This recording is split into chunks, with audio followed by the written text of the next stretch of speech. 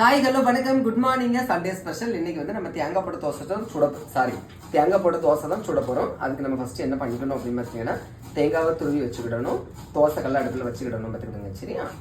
எந்த கஞ்சாடை விழுந்ததில் கொஞ்சம் கொஞ்சம் பிறைமுகம் பார்த்ததில் கொஞ்சம், எந்த நூலாடை பறந்ததில் கொஞ்சம் கொஞ்சம் பிறைமுகம் பார்த்தது கொஞ்சம், ரத்தம் கொதி கொதிக்கும் உலை கொதித்திடும் நீர் குமிழ் போல சித்தம் துடி துடிக்கும், மூங்கில் காற்றில் தீ விழும் பொழுது மூங்கில் காடென்று ஆயினால் மாறு, கண்ணாளனே கண்ட கண்ட கமெண்ட்ஸ் போடுறவனே.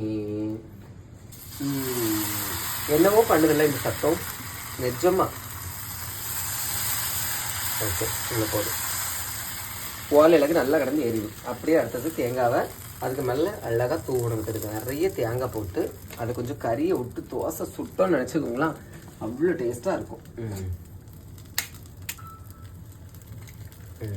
ஓகே, என்ன மாதிரி வியாவட்ட எப்பப்பா அப்படி ஒரு பேச்சு இப்படி ஒரு பேச்சு, தோசையை திருப்பி போடுற மாதிரி தான் எல்லாரோட பேச்சு. எப்படின்னு பார்த்தீங்கன்னா எப்பவுமே வந்து நான் எப்பவுமே சொல்றது மாதிரி நம்மளுக்கு நாமளே தான் எதிரி. அதுல நான் சொல்லிடுவேன், சாமானியனுக்கு சாமானியனே தான் எதிரி. எந்த ஒரு பணக்காரனும் சும்மா உட்காந்துருந்து கமெண்ட் போட்டு போறது இல்லை, அடுத்தவங்களுக்கு கிரிட்டிசைஸ் பண்ற போறதும் இல்லை. அவனோட வேலை என்ன, அவனோட தொழிலை நல்லபடியா பார்க்கணும், நல்லா சம்பாதிக்கணும், அவங்க குழந்தை குட்டியை நல்லா பார்த்துக்கணும். அதுதான் அவனோட வேலையா இருக்கும். அவன் இவன் சொல்லுன்னு தப்பா எடுத்துக்காதீங்க. அது அப்படி ஃப்ளோல வந்துருச்சு. சரி, அப்படியே பேசிட்டே மாத்தி போட்டுடலாமா? ஓகே, மாற்றி போட்டாச்சு. மாற்றி போட்டுட்டு அந்த தேங்காய் இருக்கக்கூடிய பக்கம் கொஞ்சம் கரிஞ்சாதான் நல்லா இருக்கும் பார்த்துக்கோங்க. சரியா?